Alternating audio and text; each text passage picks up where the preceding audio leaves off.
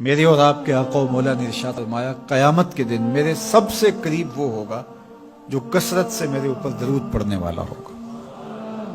تو یہ حضور کی قربت کا ضامن ہے درود، تو اس لیے اپنی اولاد کو حضور علیہ السلام پر درود پڑھنے کی ترغیب دو۔ بچپن میں ہی اپنے گھر کے اندر مجالس درود قائم کرو، روزانہ کی بنیاد پہ ہو تو بہت اچھا، نہیں تو ہر 8 دن کے بعد ایک دن ضرور متعین کر لیا جائے۔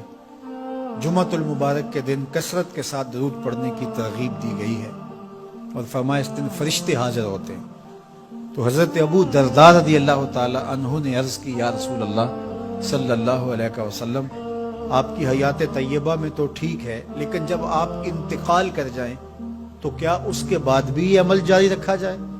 ابن ماجہ میں یہ روایت موجود ہے۔ تو حضور علیہ السلام نے حضرت ابو درداء سے فرمایا، ہاں میرے وصال کے بعد بھی اس عمل کو جاری رکھنا، اور ساتھ ارشاد کیا کہ ان اللہ حرم علی الارض ان تاکل اجساد الانبیاء فنبی اللہ حی یرزق، اللہ نے مٹی پر حرام کر دیا ہے کہ وہ نبیوں کے جسموں کو کھائے، نبی قبروں میں زندہ ہوتے ہیں، ان کو رزق بھی دیا جاتا ہے۔ تو کہا کہ یہ میرے بعد بھی میرے اوپر درود کے سلسلے کو جاری رکھنا۔ تو ایک مومن تو درود کے ساتھ جڑا ہوا ہے، وہ تو درود کے بغیر دن گزار ہی نہیں سکتا، الگ سے نہ بھی پڑھے تو اس کو نماز کے اندر درود پڑھنا ہی ہوتا ہے۔ درود ابراہیمی تو نماز کا حصہ بنا دیا گیا، اور اس کو کثرت کے ساتھ درود پڑھنے کی ترغیب دی گئی۔ تو درود ایک ایسا وظیفہ ہے کہ جو اپنی زندگی میں جتنا زیادہ شامل کر سکتے ہو اتنا زیادہ شامل کر لو۔ ویسے بھی درود پڑھنے سے بچوں میں تقدس پیدا ہوتا ہے، بچے پاک دامن رہیں، عفت مآب رہیں، ان کی طبع میں تقدس رہے۔ آپ چاہتے ہیں، ہر ماں باپ چاہتا ہے، اور پھر دور موجود کے اندر جو فتنے ہیں تو بہت ضروری ہے کہ ہماری اولادیں تقدس مآب رہیں، تو ان کو درود کی ترغیب دو، تو اس کا عملی نتیجہ یہی ہوگا کہ ان میں تقدس کا جوہر پیدا ہوگا، اور ان کی عصمت کی حفاظت رہے گی۔ اور درود شریف پڑھنے والے بچے اور درود شریف نہ پڑھنے والے بچے دونوں کی عادات میں فرق ہوتا ہے۔ درود پڑھنے والوں کی طبع میں رقت، لطافت، نرمی، محبت، شفقت جیسے جذبات پیدا ہوتے ہیں۔ یہ درود شریف کا عملی نتیجہ ہے۔ بعض لوگوں کو شکایت ہوتی ہے کہ ہمارے بچے بڑے اکھڑ ہیں، بڑے تند مزاج ہیں، بڑے سخت گیر ہیں، تو اس کا علاج کیا ہے؟ تو اس کا علاج یہی ہے کہ ان کو درود کی تسبیح دو۔ درود اکڑ توڑ دیتا ہے، طبیعت کی تندی نکال دیتا ہے، طبائع کی تلخیاں ختم کر دیتا ہے، محمد عربی کے نام کی مٹھاس پیدا کر دیتا ہے۔ حضور کا نام شہد سے میٹھا ہے، دل آویز ہے، کھنڈ میں اتنی مٹھاس نہیں ہے، شکر اور گڑ میں اتنی مٹھاس نہیں ہے، شہد میں اتنی مٹھاس نہیں ہے، قند اور نبات میں اتنی مٹھاس نہیں ہے جتنی نام محمد میں رکھی گئی۔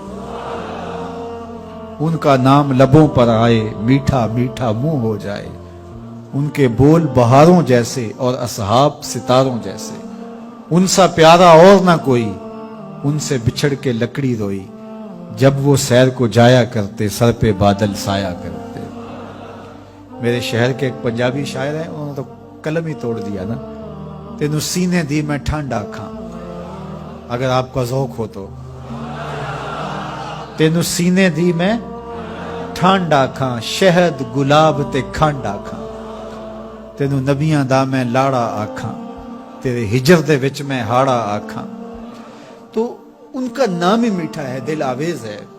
تو درود غصہ ختم کرتا ہے، طبیعت کی تلخی اور تندی مٹا دیتا ہے، اکھڑ پن ختم کرتا ہے۔ تو آپ اگر چاہیں کہ اولاد اکھڑ ہے تو ان کو کسی طرح درود پہ لے آئیں، درود کی تسبیح ان کے ہاتھ میں دے دیں، تو ان کی طبع میں نفاست بھی آئے گی، ان کی طبع میں لطافت بھی آئے گی، ان کی طبع میں رقت بھی آئے گی، ان کی طبع میں محبت بھی آئے گی، ان کی طبع کے اندر جو ہے وہ لیاقت بھی پیدا ہوگی۔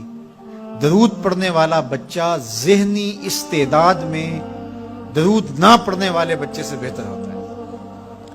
یہ بھی آپ تجربہ کر کے دیکھ لیں. 2 بچے برابر ذہنی استعداد رکھتے ہوں اور ان میں سے ایک بچہ درود پڑھتا ہو اور ایک درود نہ پڑھتا ہو تو درود پڑھنے والا بچہ آگے ہوگا. یہ درود کی برکتیں ہیں, یہ درود کی رحمتیں ہیں. تو درود کثرت سے پڑھنا اپنی اولاد کو سکھائیں گے.